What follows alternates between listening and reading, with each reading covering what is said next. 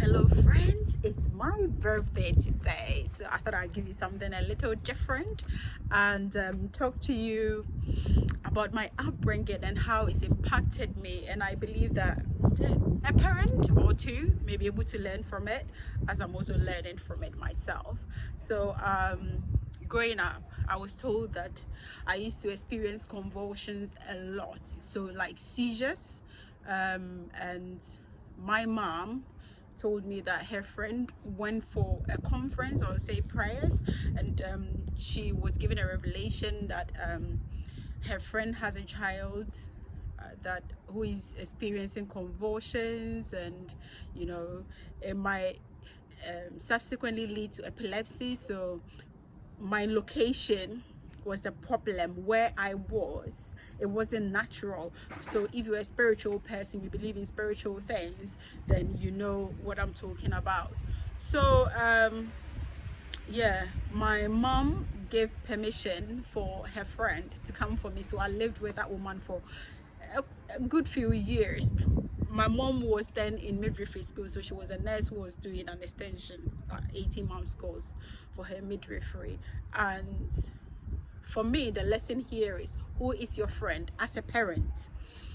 Are you in a circle where you pray for each other, you pray for yourselves? Friends who have your best interests at heart, friends who can come to your aid when you need help. So if not for this woman, I would maybe by now be epileptic. God forbid. That is not to say if someone is going through it, they are happy. No, they are not.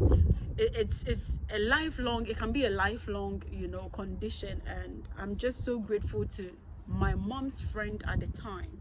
As a parent, who is your friend? Who are you entrusting your children with? Are you praying for your children?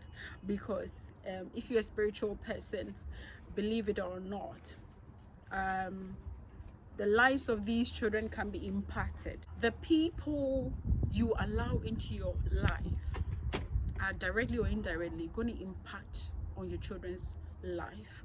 So if you're a spiritual person, if you are a parent, I will encourage you to start praying for your children if you're not already doing that. Because if not for this woman, that convulsions and fits and whatever might have generated into another condition. Okay. And another thing I also want to talk about is the fact that at a point in my life, I noticed that I was experiencing a lot of mood swings.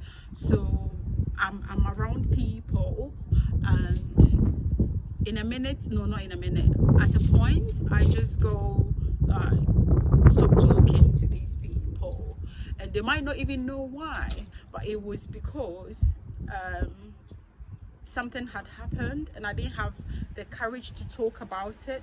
Something had happened and I have decided not to confront them. So I just decide, okay, I'm not talking to this person anymore. And thinking in retrospect, I think that wasn't great. That wasn't good, because growing up, I wasn't allowed to say how I felt. You start talking and they're like, oh, you're you're behaving like an adult, keep quiet. I could keep quiet the whole day, not saying how I feel, not expressing my thoughts and ideas. And this impacted me so much. I was around people, and when they hurt me, instead of saying it so that they have the chance to also correct it or tell me, oh, it's not like that, I wouldn't do that. I just keep to myself and decide I'm not talking to this person anymore. And I realized that as I was growing up, even right after my nursing education, I used to just block people out. I used to just abandon friendship, relationships, and that wasn't great. So I just want to encourage anybody, if you're a parent, allow your children to express themselves, because believe it or not, mentally, emotionally, it affects them. It affects how they're going to relate with people. And I'm the type that I try to think of my actions and how they impact people. So for some time I sat down and I thought, why is it that when someone does something that I'm not happy with, I'm not able to talk to them about it? Why don't I? Because sometimes, depending on where you're coming from, how you see things is different from how other people see things. So it's better to talk it out. But I realized that my upbringing impacted my emotional and mental health a lot. So that is not to say my mom didn't do a great job. Yes, she did. Single-handedly looked after me and my brother. You know, we turned out great by the grace of God. But she had to do what she had to do. Come back from work tired, shuts everyone out, and then she just gets on with life. That impacted me. She did a great job, but I'm also learning what can I do differently. Okay, so here in this part of the world, it's very easy to be focused on getting money, working for the money, you know, securing a better life for your kids. But are you spending time with them? Are you really bringing them up, training them, allowing them to express how they feel without thinking, oh, you need to act like a child? How do you know? How every child is different. Some kids are very quiet and timid, some are very adventurous, some are confident. As long as they are not hurting anybody, as long as they're not disrespecting anybody. I remember when I first met my husband, he said to me, no, we're having a conversation, and I said, you're rude. He said something, and I said, you're very rude. And he said, no, I'm not going to allow you to put me in a box. That guardian attitude where you see a confident person, you see someone who expresses themselves freely, and you want to tell them they are rude. I'm not. And you know, I've learned so much from him. It's from him I've become a lot more confident.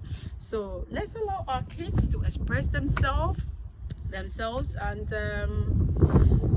try to look after their emotional and mental health. What are the things you're telling them? There was a point I'll wake up as a child and I'll have to keep to myself because everything I said was taken the wrong way. So I keep quiet the whole day. My mouth was even smelling, you know. So allow your children to express themselves, I would say. I can't hammer that enough. I know how much that's impacted me so much, and I'm now trying to work on myself and get out of that situation. It's really hard. I wouldn't say I'm out of it completely, but I'm getting there. Okay, so yeah, I thought because it's my birthday, I will give you a little insight into my life and what we can learn from it. Have a lovely weekend. Bye.